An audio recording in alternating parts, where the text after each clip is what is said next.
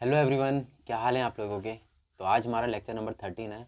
My name is मोहित जोशी और आप मुझे देख रहे हैं मंथन आईएएस यूट्यूब चैनल के अंदर। ओके, तो आज का ये जो लेक्चर है बहुत ज़्यादा इंपॉर्टेंट होने वाला है, बहुत ज़्यादा इंपॉर्टेंट। ठीक है, बहुत सीरियसली देखिएगा, क्योंकि आज हम फंडामेंटल राइट्स को डिस्कस करने वाले हैं। हमारे फंडामेंटल जो राइट्स हमें मिलते हैं आर्टिकल 12 से लेकर आर्टिकल 35 तक हमारे कॉन्स्टिट्यूशन के अंदर, जिसके अंदर पूरी तरह से जिक्र किया हुआ है, राइट, उनको हम फंडामेंटल राइट्स कहते हैं। और फंडामेंटल राइट्स की जो इंपॉर्टेंस है, पहले हम जानेंगे क्या होते हैं फंडामेंटल राइट्स, देन हम जानेंगे कि उनकी इंपॉर्टेंस क्या है, क्यों ये इतना ज़्यादा इंपॉर्टेंट है। आप यकीन मानिए, प्रीलिम्स में जब आप यूपीएससी का प्रीलिम्स देते हैं तो ऐसा कोई भी अभी तक प्रीलिम्स नहीं है जिसके अंदर फंडामेंटल राइट से आपको क्वेश्चन ना दिखता हो। बहुत ज़्यादा इंपॉर्टेंस है।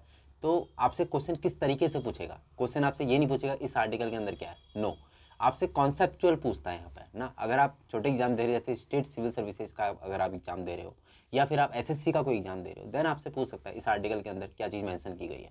बट आप जब यूपीएससी की आप प्रिपरेशन करते हैं तो आपसे वो थोड़ा सा कॉन्सेप्चुअल होना पड़ता है। आपको वो तो याद करना ही है कि इस आर्टिकल के अंदर क्या है, बट साथ ही साथ आपको ये भी देखना है कि उसके पीछे कौन सा कॉन्सेप्ट जुड़ा हुआ है, ये फंडामेंटल राइट्स की सोच आई कहाँ से, ये सब चीज़ें आपको थोड़ा थोड़ा जाननी पड़ेंगी, राइट। तो अभी हम लोग चलते हैं इस लेक्चर के अंदर और उसका शुभारंभ करते हैं, राइट। तो भैया ठीक है, क्या ठीक है, फंडामेंटल राइट्स हमने डिस्कस करने हैं। इंडियन पॉलिटी का हमारा लेक्चर नंबर 13 है। एंड मंथन आईएएस, मोहित जोशी मेरा नाम है। मंथन आईएएस क्लास को आप जो है टेलीग्राम के अंदर सर्च कर सकते हैं, जिससे आपको क्या होगा, जो भी हमारी क्लासेज चल रही हैं, जितनी भी हमारी क्लासेज चल रही हैं, उन सब के पीडीएफ नोट्स आपको यहाँ पे मिल जाते हैं। और कोई भी नया अपडेट आता है तो आपको उसका नोटिफिकेशन आपको वहाँ पे मिल जाता है इस टेलीग्राम चैनल के अंदर, राइट। तो इसको आप सर्च करके ज्वाइन कर सकते हो। ओके, अभी हम लोग चलते हैं फंडामेंटल राइट्स की तरफ। क्योंकि हम लोग देखो, अभी तक हम लोग क्या क्या पढ़े हुए हैं, अभी तो हमने कॉन्स्टिट्यूशन के अंदर बहुत चीज़ें देख ली हैं, राइट। हमने डेवलपमेंट देखा, उसकी फ्रेमिंग देखी, हमने कॉन्स्टिट्यूएंट असेंबली को देखा, हमने प्रेम्बल को देखा। प्रेम्बल के बाद हम कॉन्स्टिट्यूशन के अंदर एंट्री मारे थे, और इस मतलब जो आर्टिकल वाली सीरीज है उसके अंदर एंट्री मारे थे। यहाँ पर हमने यूनियन एंड इट्स टेरिटरी देखा था, आर्टिकल 1 से 4 तक आर्टिकल्स को देखा था। देन उसके बाद हमने सिटीजनशिप पढ़ा था, आर्टिकल 5 से लेकर आर्टिकल 11 सिटीजनशिप के बारे में बात करता। हमने सिटीजनशिप जो एक्ट आया था 1955 उसको भी देखा, उसमें जो अमेंडमेंट हुए थे उनको भी हमने देखा। साथ ही साथ जो हमने CAA उसको भी देखा, उससे रिलेटेड जो भी टर्मिनोलॉजी है, लाइक NRC है या NPR है या NRI है, OCI है, PIOज है, उन सभी को हमने जानने की कोशिश की ये लोग क्या होते हैं। अब हम लोग बहुत ही जो हमारे कॉन्स्टिट्यूशन का सबसे इंपॉर्टेंट पार्ट है, राइट, सबसे इंपॉर्टेंट पार्ट, ये पार्ट नंबर 3 है, ध्यान रखिएगा, पार्ट नंबर 3 है। तो पार्ट नंबर 3 हमारा पूरी तरीके से किसको डेडिकेटेड, हमारे फंडामेंटल राइट्स को डेडिकेटेड है। इसकी इंपॉर्टेंस मैं आपको बता दी, हर बार प्रीलिम्स में से क्वेश्चन आता ही आता है, याद रखिएगा। प्रीलिम्स के लिए बहुत ज़्यादा इंपॉर्टेंट है, मेंस तो आपका बनाएगा। जब भी आप किसी भी क्वेश्चन की आंसर राइटिंग करते हैं तो आपका फ्रेमिंग कर सकते हो आप फंडामेंटल राइट्स से, राइट। फंडामेंटल राइट्स हैं, DP SPA प्रेम्बल है, मैंने आपको स्टार्टिंग में ही बताया था जब हम सेशन की शुरुआत कर रहे थे, अपने इस सीरीज की शुरुआत कर रहे थे, तभी हमने चीज़ें आपके साथ में डिस्कस की थी, राइट। फंडामेंटल राइट देखो, हमारे पास 3 तरह के राइट्स होते हैं जनरली, ओके। कॉन्स्टिट्यूशनल राइट्स होते हैं, और कौन से राइट्स होते हैं हमारे पास, लीगल राइट्स होते हैं। लीगल राइट्स के साथ साथ में हमारा फंडामेंटल राइट्स होते हैं। ये क्या क्या होते हैं, इनके बीच में क्या डिफरेंस होता है, इन हर चीज़ को हम बारीकियों से जानने की कोशिश करेंगे। तो फंडामेंटल राइट्स हमारे जो कॉन्स्टिट्यूशन है उसके अंदर जनरली कहाँ पे मेंशन किए गए हैं, उसके अंदर मेंशन किए गए हैं हमारे आर्टिकल नंबर 12 से लेकर आर्टिकल नंबर 35 तक, आर्टिकल नंबर 12 से लेकर आर्टिकल नंबर 35 तक। जो हमारा commencement of the Indian constitution हुआ था, यानी 26 जनवरी 1950 के अंदर, तब हमारे पास 7 तरह के राइट्स हुआ करते थे। 7 तरह के क्या हुआ करते थे, फंडामेंटल राइट्स हुआ करते थे, 7 तरह के। लेकिन अभी प्रेजेंटली हमारे पास 6 क्या है, कॉन्स्टिट्यूशनल राइट्स, हमारे 6 तरह के फंडामेंटल राइट्स हमारे पास में। ओके, इतनी बात क्लियर है। पहले हमारे पास 7 राइट्स थे, अभी हमारे पास 6 हैं। कौन सा हट गया, ठीक है, राइट टू प्रॉपर्टी हमारा हट चुका है। राइट टू प्रॉपर्टी अब क्या बन गया, लीगल राइट बन गया है। ओके, पहले कहाँ पर था, आर्टिकल नंबर 31 के अंदर इसको मेंशन किया गया था, आर्टिकल नंबर 31 के अंदर इसको मेंशन किया था। अभी कहाँ पहुँच गया ये एज ए लीगल राइट, ये 300A के अंदर, आर्टिकल नंबर 300A, ठीक है। आर्टिकल नंबर 300 का क्लॉज A जो है उसका, वहाँ पर ये आर्टिकल पहुँच चुका है। आपका जो फंडामेंटल राइट है उसको ट्रांसफॉर्म कर दिया गया है लीगल राइट्स के अंदर। तो इससे आपको क्या पता लगता है, इससे आपको ये पता लगता है कि आपके फंडामेंटल राइट्स को आपके लीगल राइट्स में या कॉन्स्टिट्यूशनल राइट्स के अंदर कन्वर्ट किया जा सकता है। ओके, ये बात क्लियर है ना। तो फंडामेंटल राइट्स सीधी सी बात है, फंडामेंटल बेसिक्स हैं, आपके बेसिक राइट्स हैं। ये संकल्पना आई कहाँ से ना, ये चीज़ें आई कहाँ से, देखो समझते हैं। देखो इसको क्या कहा जाता है, Magna carta of the Indian constitution. Magna carta क्या, उसको समझते हैं। मैग्ना कार्टा है, ये समझिए, अभी हम लोग क्या करते हैं, हमारा इंडियन कॉन्स्टिट्यूशन आपको पता है दुनिया का सबसे बड़ा रिटन कॉन्स्टिट्यूशन है, दुनिया का सबसे बड़ा रिटन कॉन्स्टिट्यूशन है। तो पहला रिटन कॉन्स्टिट्यूशन कौन सा था, हम देखते हैं अमेरिका के अंदर पहला जो कॉन्स्टिट्यूशन बनकर आता है 1789 के अंदर फर्स्ट टाइम जो है हम कॉन्स्टिट्यूशन को, रिटन कॉन्स्टिट्यूशन को क्या करते हैं, इंट्रोड्यूस करते हैं, राइट। और इसमें महज सिर्फ और सिर्फ 7 आर्टिकल्स थे। उसके अंदर ही फर्स्ट जो अमेंडमेंट होता है, एक दिन के अंदर ये जो 7 आर्टिकल्स बनाए थे ये आपका अमेरिकन जो कॉन्स्टिट्यूशन था 4 महीने में बनकर तैयार हो गया था। हमारे कॉन्स्टिट्यूशन को बनने में कितना टाइम लगा था आप सभी जानते हो, अप्रॉक्स 3 ईयर लग गए थे, राइट।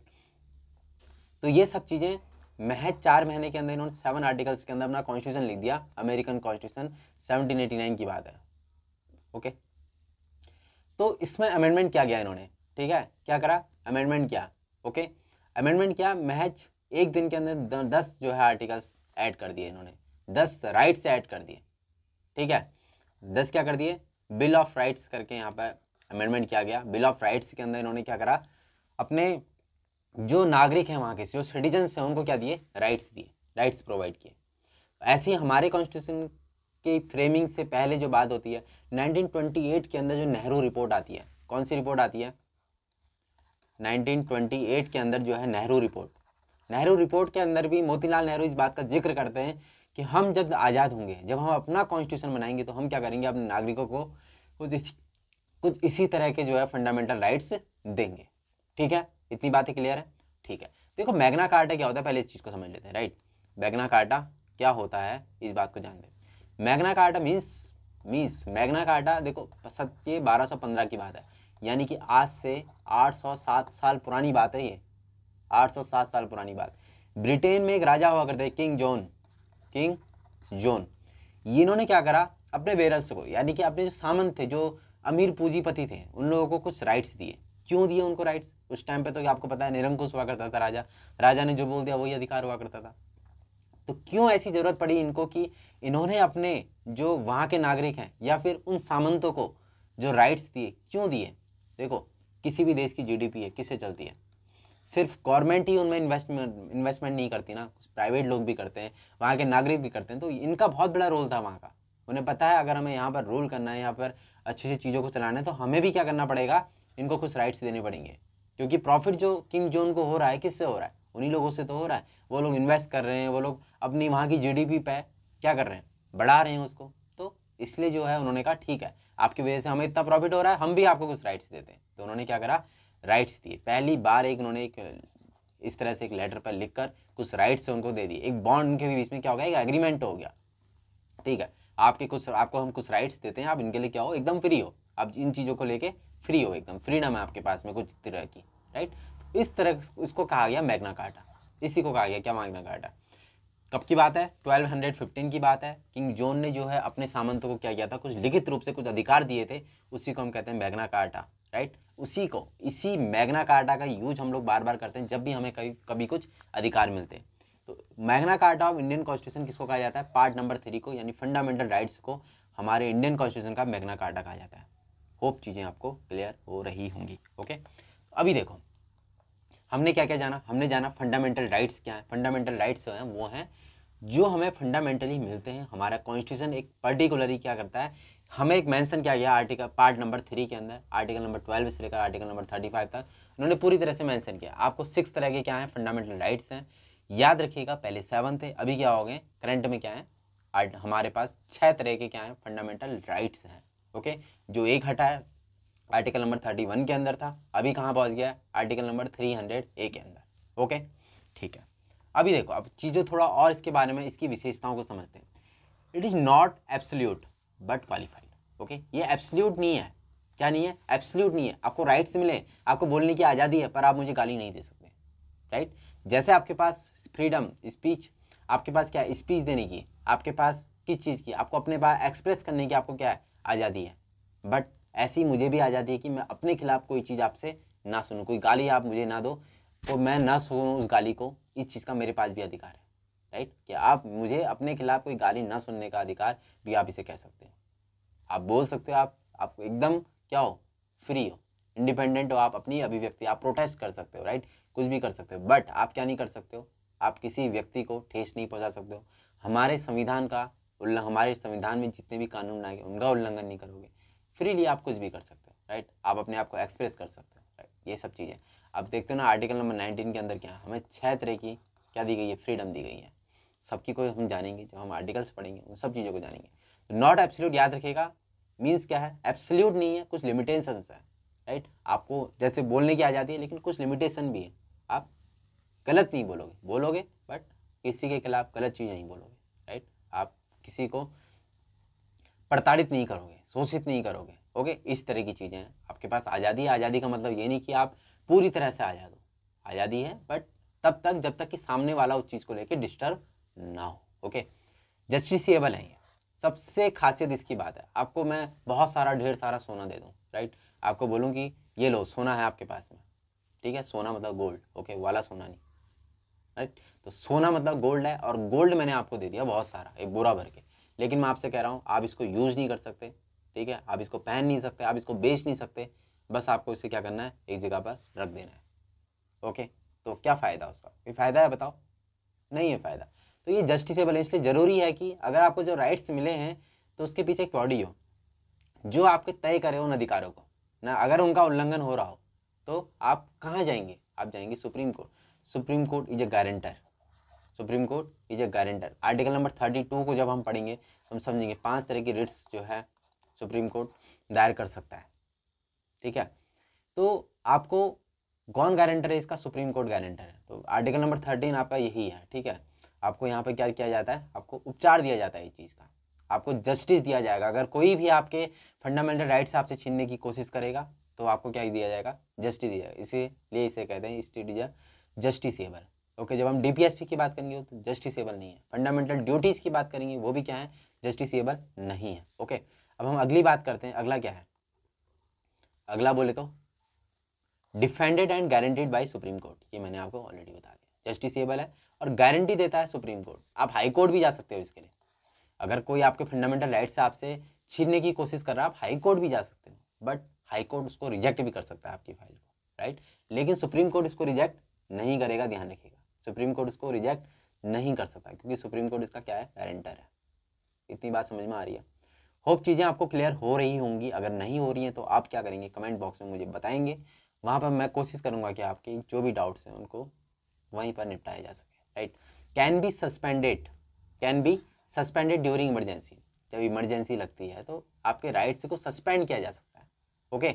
ये समझो, इस तरह से समझो इसको, जैसे मानो सपोज आप कोई जैसे घोटाले होते हैं बहुत सारे, आप उसके खिलाफ प्रोटेस्ट कर सकते हो। कोई गवर्नमेंट जॉब वैकेंसी नहीं निकाली गवर्नमेंट, आप प्रोटेस्ट कर सकते हो, राइट। या घपला हो गया किसी चीज़ में, आप प्रोटेस्ट कर सकते हो, तो वहाँ प्रोटेस्ट। लेकिन अगर इमरजेंसी मानो भारत और पाकिस्तान या भारत चाइना का क्या चल रहा है, वॉर चल रहा है, आप प्रोटेस्ट कर रहे हो, नहीं, वहाँ पर क्या है, पर्टिकुलर जब एक स्पेशली इतनी बड़ी प्रॉब्लम है इंडिया के सामने, वहाँ पर आप क्या कर रहे हो, डिस्टर्ब कर रहे हो गवर्नमेंट को और ज़्यादा ना, तो उनका फोकस भी वहाँ पर नहीं होगा। इससे क्या होगा, हमारा ही खुद का नुकसान होगा इनडायरेक्टली, राइट। तो इसलिए गवर्नमेंट क्या कर सकती है, वहाँ पर आपको आपके जो फंडामेंटल राइट्स हैं उनको डिस्ट्रॉय कर सकती, उनको डिसमिस कर सकती है, राइट, या सस्पेंड कर सकती है कुछ टाइम के लिए, ठीक है।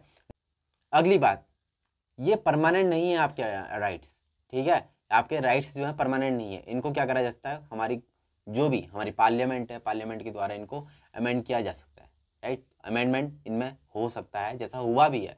क्या बताया मैंने आपको, हमारे राइट टू एजुकेशन को जोड़ा गया आर्टिकल 21A के अंदर ना। हमारा अभी मैंने आपको बताया क्या, जो राइट टू प्रॉपर्टी है आपको उसके हटा दिया गया, राइट। कहाँ डाल दिया गया, 300A के अंदर डाल दिया गया। वो परमानेंट नहीं है, उनको चेंज किया जा सकता है, राइट। चेंज किया जा सकता है, कम किया जा सकता है, बढ़ाया जा सकता है। आर्टिकल 21 के अंदर हम देखते हैं कितने सारे आर्टिकल्स जो है हमारे राइट्स को इंक्रीज किया गया है, कई बार सुप्रीम कोर्ट के द्वारा इनको इंक्रीज किया गया, ये ध्यान रखिएगा। Few are only available to citizens, कुछ आर्टिकल्स ऐसे हैं, कुछ ऐसे राइट्स हैं जो केवल और केवल सिटीजन्स को हैं, बाकी दोनों को भी हैं।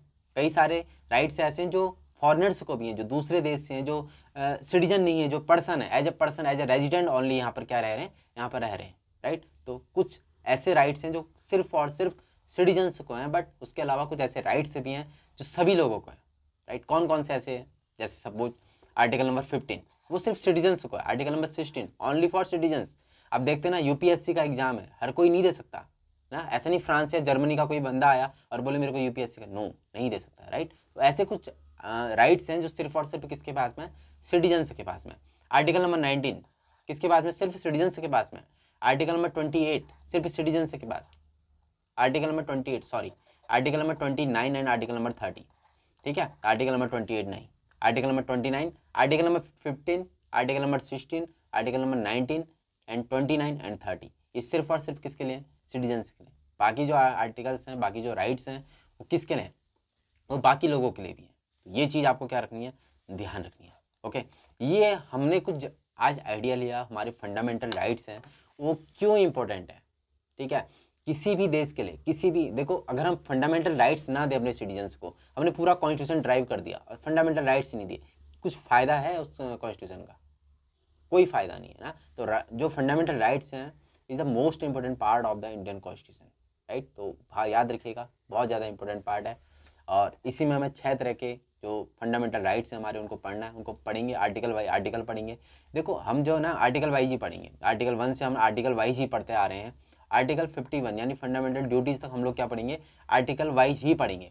उसके बाद थोड़ा चीज़ें क्या हो जाती है? कॉन्सेप्चुअल हो जाती हैं। फिर आर्टिकल बेस्ड उतना नहीं रहता जितना क्या हो जाता है? कॉन्सेप्चुअल हो जाता है। जैसे पार्लियामेंट्री सिस्टम है, उसके आगे हम जो भी चीज़ें पढ़ेंगे, हम क्या करेंगे? कॉन्सेप्चुअल पढ़ेंगे। वही डिमांड है, हमें क्या करना है? एग्जाम की डिमांड को समझते हुए पढ़ाई करनी है, ऐसी आंख बंद करके पढ़ाई नहीं करनी है। ओके, तो ये चीज़ें हैं। मिलते हैं आपसे अगली क्लास के अंदर, वहाँ पर हम लोग जानेंगे जो भी हमारे फंडामेंटल राइट्स रिलेटेड जो आर्टिकल्स हैं उनकी हम लोग शुरू करेंगे कल से। तो ठीक है, मिलते हैं, bye bye, take care. And class अगर आपको सही में अच्छी लगी हो, पसंद आई हो, तो जरूर जो है अपने दोस्तों के साथ में शेयर कीजिएगा। Bye bye, take care, okay.